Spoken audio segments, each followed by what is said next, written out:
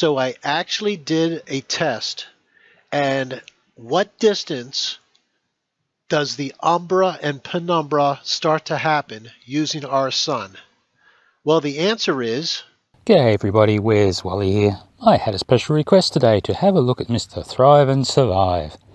And I tell you what, I'm not disappointed. I'm quite happy that he spoke up and said some silly things, so let's Wally on and see what we can do with him. And particularly the effect we get with the the solar eclipses. And we have the shadow, as you can see here, comes down to a point, and then it goes the other way. Totally ridiculous, but we're not going to get into that. I've gotten to that in other videos. Rich, I hate to break it to you, but on that side, that's full sunlight. The shadow isn't till after the moon, on the other side. Think about it, mate. That's just sunshine on that side. I swear the cognitive dissonance. The properties of that should go down to almost nothing, and then we should see that shadow come back out larger again on the other side. Oh, I'm hearing you, mate. I'm just not believing that you're actually saying that. That's just the way it is, folks. That's what they're showing you. And that's the argument that they have for the Umbra Penumbra. Oh, the cone changes, mate, as the object moves in and out. That's where you're going wrong. So let's take a look at some real-life situations. Now, as we cycle through these pictures, I want you to notice that we have things that are very close to the surface. We have clouds that are very high in the sky. We have clouds that are low in the sky. Oh, crepuscular rays for the win. Oh, Rich, I bet you didn't look at those things before you put them up there. Those are perfect globe-proof. Those beauties. I swear the cognitive dissonance. Now I'm going to manually advance through this video. Here I am standing. I'm 6'3". You can see how low in the sky the sun was to produce a shadow this long. Must resist joke about small head, small brain. I swear the cognitive dissonance. It's the only way I know how to say it.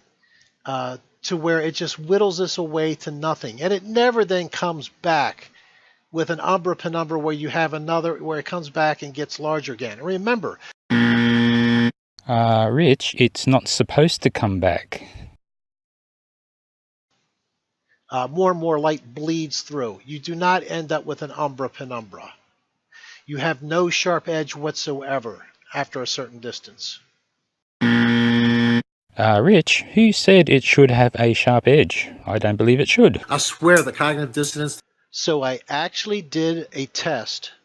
And what distance does the Umbra and Penumbra start to happen using our sun? Well, the answer is... Oh, I know the answer to this one, Rich. Right away. Never. You never get an Umbra Penumbra.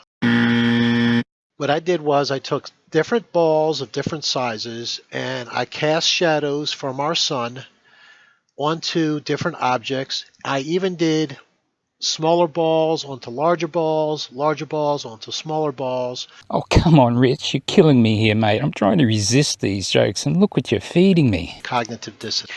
You can see that there's a little bit of blurriness around the edge of the ball here. Why is that? I know, Penumbra. I swear the cognitive dissonance. So just like with the Kennedy assassination, you can use your common sense and your eyes to see that the Umbra Penumbra cannot be proved, ever. Well, I had no problem doing it. Here, have a look. So let's just have a look while I use this large square light on my ceiling as my sunshine and use this ball as my object casting the shadow. And look at that, as I move it further away, the shadow gets smaller and smaller until the point where there is no longer any shadow, and no matter how far up I move it, I don't get a shadow. But guess what happens when you use a point source light? Look at that, as you move the object away, the shadow gets bigger and bigger because the point source is smaller than the object casting it.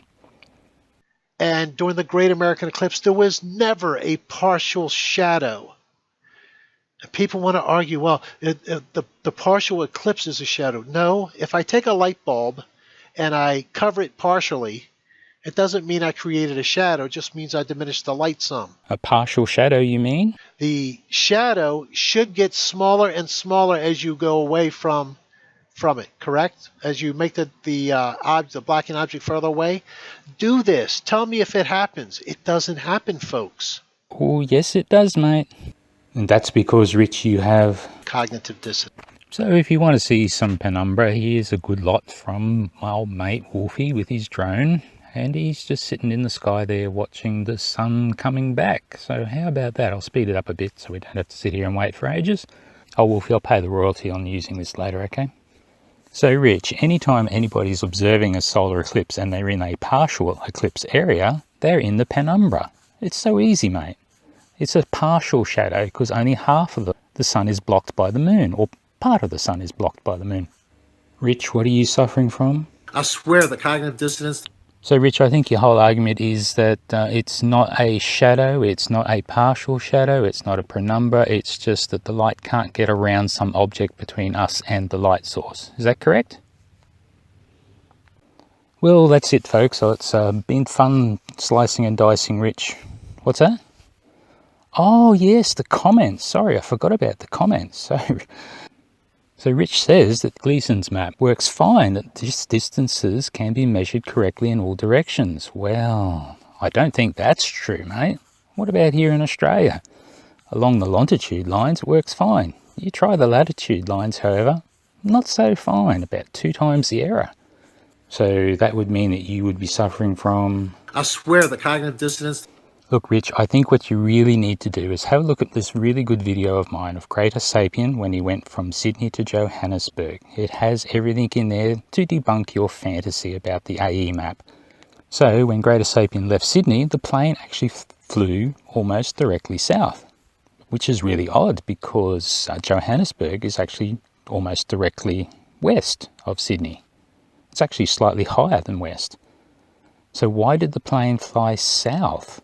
And it went down over Tasmania, and that's verifiable by looking out the window. GreaterSapien had a video running for the full 13 hours, and he had a GPS logger going for the full 13 hours, and I'll give you the link in the description for the GPS log, so you can go and play with it yourself.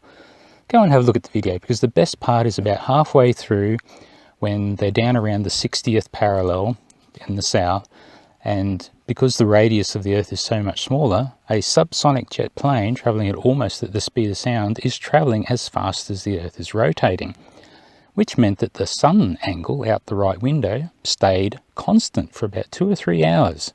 Hence the name of the video I put there, The Day the Sun Stood Still.